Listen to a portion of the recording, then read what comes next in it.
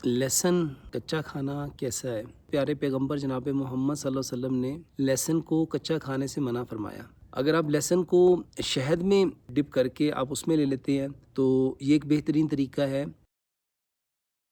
السلام علیکم ورحمۃ اللہ وبرکاتہ۔ بہت سارے سوالات میں سے ایک سوال یہ بھی تھا کہ لہسن کچا کھانا کیسا ہے،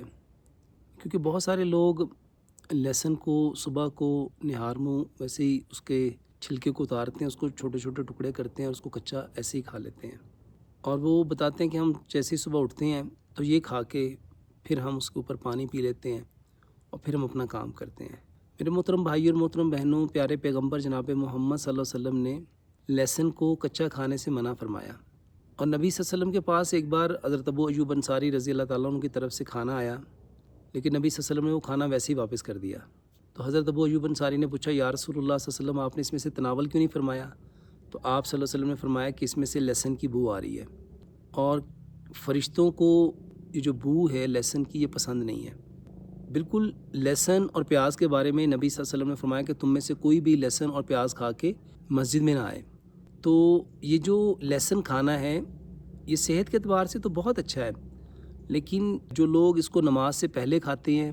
صبح اٹھتے ہی نہار منہ کھاتے ہیں اور کھانے کے بعد پھر مسجد جاتے ہیں، تو ان کو اس حدیث کے اکارڈنگ تھوڑا سا اس سے اجتناب کرنا چاہیے۔ لہسن کو آپ جب نماز پڑھ کے واپس آ جائیں تب کھائیں۔ اور دوسرے نمبر پہ میں یہ جو چٹنی بتاتا ہوں جس میں ادرک ہے، لہسن ہے، پودینہ ہے، سبز دھنیا ہے اور اناردانہ ہے، یہ ایک اس کا بہترین حل ہے۔ اگر آپ لہسن کو شہد میں ڈپ کر کے آپ اس میں لے لیتے ہیں تو یہ ایک بہترین طریقہ ہے۔ کچا لہسن اور کچا پیاز جو ہے اس سے نبی صلی اللہ علیہ وسلم نے منع فرمایا۔ جیسے ابو ایوب انصاری رضی اللہ عنہ نے جب پوچھا کہ یا رسول اللہ صلی اللہ علیہ وسلم، آپ نے اس کو کیوں نہیں تناول فرمایا؟ تو نبی صلی اللہ علیہ وسلم نے اس میں بو ہے، کیا آپ نے فرمایا کیا یہ لہسن حرام ہے؟ آپ صلی اللہ علیہ وسلم نے حرام نہیں ہے، آپ کھا لو، کیونکہ میرے پاس جبریل نے آنا ہوتا ہے، جبریل امین علیہ السلام نے آنا ہوتا ہے، تو اس وجہ سے میں نہیں کھاؤں گا۔ اسی طرح ایک دوسری روایت میں بھی آتا ہے کہ نبی صلی اللہ علیہ وسلم سے جب صحابہ نے پوچھا کہ کیا یا رسول اللہ صلی اللہ علیہ وسلم ہم لہسن کھائیں ہی نہ، تو نبی صلی اللہ علیہ وسلم نے اس کو کھا لو، لیکن اس کی جو بو ہے وہ فرشتوں کو اچھی نہیں لگتی، اور جب نماز کا وقت ہو خاص طور پہ تو اس وقت لہسن اور پیاز کھا کے مسجد میں نہیں آنا چاہیے، بلکہ اس کی بو کو ختم کرنا چاہیے۔ تو میرے محترم بھائی اور محترم بہنوں،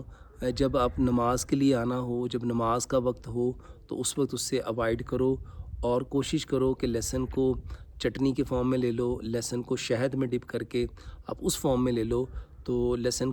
کی جو بو ہے وہ فرشتوں کو اچھی نہیں لگتی، اور نبی صلی اللہ علیہ وسلم فرمایا کرتے تھے کہ میرے پاس جبریل امین نے آنا ہوتا ہے، تو اس لیے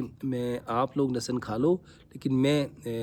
لہسن نہیں کھاؤں گا۔ تو اس وجہ سے نبی صلی اللہ علیہ وسلم نے وہ جو خیبر والے دن